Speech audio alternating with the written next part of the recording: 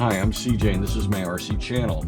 In this video, we are opening bag 6 and doing the shock build for the RC10SC6.2. This is everything that comes in bag 6. It's our shocks and there's a few extras. If you recall, when I was building turnbuckles and doing the sway bars,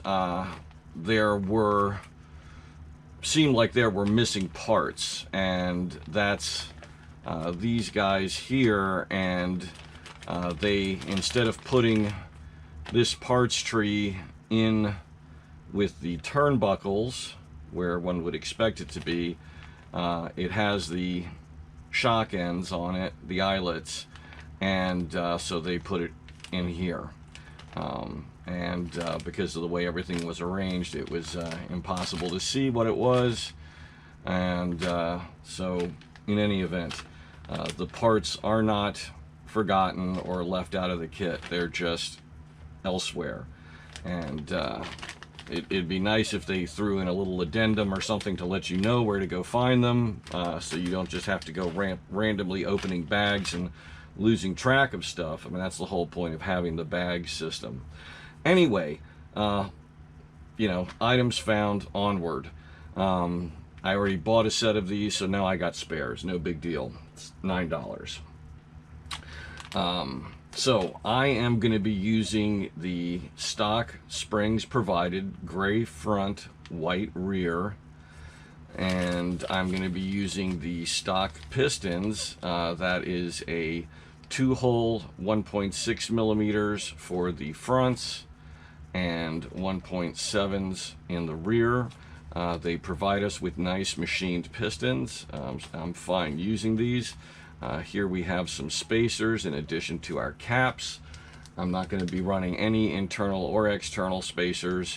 They also give us these nice X-ring seals instead of the standard round O-ring type seals. It's a very nice kit. A lot of kits, they only give you one piston size, and this one they give you the 2 sizes that are recommended. It's also the most common combination that people are running in their race vehicles. Even at the pro level, they're running the stock 1.6 front, 1.7s rear. So here we have some internal spacers. These need to be cut free. I'm not going to be using these. They are not as accurate. I bought a set of the machined shock spacers. These are the internals that go in the end of your shock body down here with the X-rings. These are part number 91494. They're not very expensive at all. Now, here's some interesting things, okay? We have these nice titanium nitride coated shock shafts. I am not going to be using those. And this is a mod that I've been wanting to do for a while on an associated build. I'm going to be doing it on both this one and my all-wheel drive buggy. Is the Kashima coated shock absorbers, the shock bodies. This is an expensive upgrade.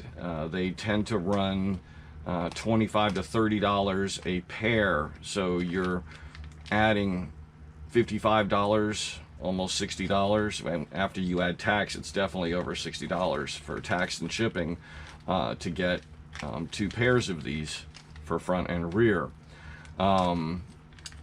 This is a coating that was invented by someone at Fox Products. Fox has been making bike and motorcycle components since I was a kid, and some people say they can tell the difference in the friction level. Some people say they can't. Now, here's something interesting. If you look at the pro builds, the team drivers, they all run these, but they don't run the titanium nitride coated. They run the chrome shafts. Now, I did a little investigating into this and a little reading. The coating for the shock bodies, the Kashima coating, is designed to reduce friction. The coating on these goldish colored shock shafts, the titanium nitride coating, is designed to harden them. It doesn't do anything for friction. So it's designed to reduce scratches, and you know, when you get grime and dirt and stuff on them and they slide up and down in and out of the seals over here, that can scratch the shock shaft, and that can cause leakage of shock fluid. Small amounts, but it's there anyway. So that's the reason for using these. None of the associated pro drivers run these. Now, that may be for several reasons. Number one, it may be because they are required to by contract. Likewise with these shock bodies. The other reason is that the chrome ones can be polished, and I am going to absolutely do that. You can put these in the end of your Dremel or potentially a power drill and use some type of chrome or metal polish, a fine polish, and shine these up really nice. And what that does is it reduces friction. And most people who have done this say they can tell a difference in the amount of stiction that the shock absorber has, and that is the #1 killer of shock performance, is stiction. So I'm going to be polishing these. I'm going to be using these. I'm going to put these in the parts box as backups for down the road if I damage a shock, or you know, if I bend a shock shaft and I need a quick swap, I'll still have those handy. In any event, that's what I'm going to be doing. And the other, I didn't purchase anything else for the shocks other than that. I do have a few extra set of springs that I picked up just to have a little bit of a range of difference. I also picked up these. These are shock absorber standoffs for the B6 and B74 kits. That also includes the short course. They are made by J Concepts. They're made out of titanium and are very light compared to regular standoffs. And if you swap out the steel screws for titanium screws, they are even lighter. Parts number is 2411T. So I'm gonna go ahead. I may show one of the shocks being assembled. I'm definitely not going to show you all of them. It's a very redundant and boring process, and I've gone through it many times in the past.